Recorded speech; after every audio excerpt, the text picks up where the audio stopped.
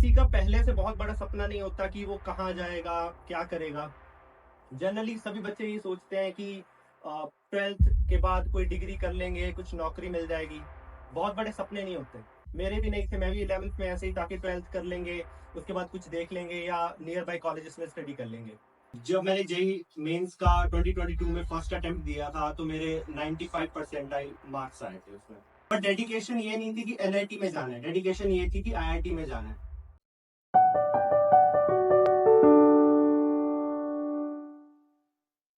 मेरा नाम आनंदपुरी और मैं BTech computer science engineering at NIT Hamirpur में स्टडी कर रहा हूँ। मेरी जर्नी भी आप ही की तरह थी, आप ही में से मैं एक हूँ। मतलब जब मैं फर्स्ट टाइम यहाँ पे एंटर किया था, मेरी भी कोई होप्स नहीं थी कि मैं एक टेस्ट क्लियर कर पाऊंगा। मैं गवर्नमेंट स्कूल से बिलोंग करता हूँ, गवर्नमेंट सीनियर सेकेंडरी स्कूल दुसाड़ा से। आप ही के बीच में बैठा हुआ था और ऐसे ज्यादातर कोई होप्स नहीं होती जैसे जनरली बच्चे होते हैं 11 12 में। 12th के बाद मैं यहाँ पे आया था एज अ क्रैश कोर्स लेने। तो मैंने अपने पूरे एफर्ट्स किए जितने मैं कर सकता था। जैसा टीचर्स ने मुझे गाइड किया, मैंने उन चीज़ों को फॉलो किया। उसके बाद जितना आप अपने आप में डिसिप्लिन बना के रखोगे, मैंने वो सारी चीज़ें फॉलो की। और कभी भी ये नहीं सोचा कि इसका उतना फ्रूटफुल रिजल्ट मिल पाएगा कि नहीं मिल पाएगा। पर मेहनत करता रहा। और जब मैंने जेई मेंस का 2022 में फर्स्ट अटेम्प्ट दिया था तो मेरे 95 परसेंटाइल मार्क्स आए थे उसमें। उससे कॉन्फिडेंस मिला था। मतलब मेरी इतनी तैयारी सच में नहीं थी, क्योंकि मैं मे बी 2 3 महीने लगाए थे मैंने सिर्फ क्रैश कोर्स में, और उन 2 3 महीनों में ही मैंने जे मेंस की तैयारी की थी। तो इतनी अच्छी तैयारी तो नहीं थी। तो जब मेरे उसमें 95% परसेंटाइल मार्क्स आए थे तो मुझे ऐसा लग रहा था, हाँ एनआईटी हमीरपुर में तो हो जाएगा। पर डेडिकेशन ये नहीं थी कि एनआईटी में जाना है, डेडिकेशन ये थी कि आईआईटी में जाना है। उसके बाद सेकंड अटेम्प्ट के लिए मैंने मेहनत करनी शुरू की। जितने एफर्ट्स हो सकते थे वो मैंने लगाए। और उसके बीच में एक मेरा रिजल्ट आया था कि मेरे 12th स्टेट बोर्ड में सेकंड रैंक आया था हिमाचल प्रदेश में। तो ये छोटे छोटे स्टेप से मुझे कॉन्फिडेंस मिलता रहा, मैं वर्क हार्ड करता रहा। और सेकंड अटेम्प्ट में मेरे आए थे 96%। अब मैं जनरल कैटेगरी से हूँ तो ईडब्ल्यूएस मतलब जनरल कैटेगरी के कारण मेरा जो जेई एडवांस का टेस्ट होता है 2022 के लिए, उसके लिए मैं एलिजिबल हो गया था।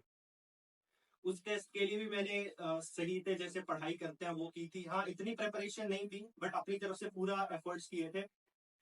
उसमें मेरे मैथ्स में 1 मार्क्स कम होने के कारण मेरा जे एडवांस नहीं क्वालिफाई हो पाया था। फिर जो मेरे 96 परसेंटाइल मार्क्स आए थे, इन मार्क्स के बेसिस पे मुझे एनआईटी हमीरपुर में इलेक्ट्रॉनिक्स एंड कम्युनिकेशन इंजीनियरिंग की सीट मिली थी। बट मेरा सपना था कि करनी है तो कंप्यूटर साइंस एंड इंजीनियरिंग करनी है, मतलब इंटरेस्ट उसी में था। तो वहां पे जाके मैंने पूरी मेहनत की अपनी तरफ से। मतलब जितने एफर्ट्स कर सकता था उतने किए। बेसिकली एनआईटी हबीबपुर में पहले ये एक ऑप्शन होता था कि अगर आपकी पूरे बैच में सबसे हाईएस्ट मार्क्स है या तो आप एक फॉर्म फिल कर सकते हो जिसके थ्रू आपकी ब्रांच अपग्रेड हो सकती है। तो ऐसे होप तो नहीं थे कि यहाँ से इलेक्ट्रॉनिक्स एंड कम्युनिकेशन इंजीनियरिंग ले लूंगा और वहां जाके अपग्रेड हो जाएंगे। वहां तो बहुत बड़ा कंपटीशन होता है। तो पर मैंने अपने हिसाब से जितने मैं एफर्ट्स कर सकता था उतने किए। और मेरी फर्स्ट सेमेस्टर में 10 सीजीपीआई थी, मतलब हाईएस्ट सीजीपीआई थी मेरे पूरे बैच में। और ऐसे ही मैंने फॉर्म फिल किए और लकीली एक सीट अवेलेबल थी कंप्यूटर साइंस एंड इंजीनियरिंग में जनरल के लिए। तो उसके बाद सेकेंड ईयर में मेरी branch computer science and engineering upgrade हो गई।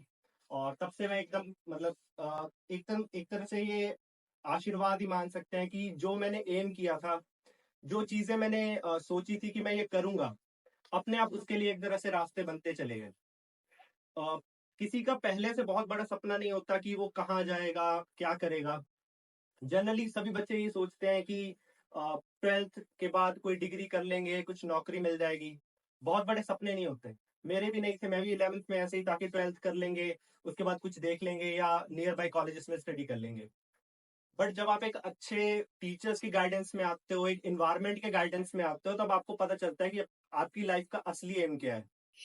इसी तरह मेरे जो ये रास्ते हैं अभी तक मुझे यहाँ पे लेके आए हैं। मैं थर्ड ईयर में हूँ।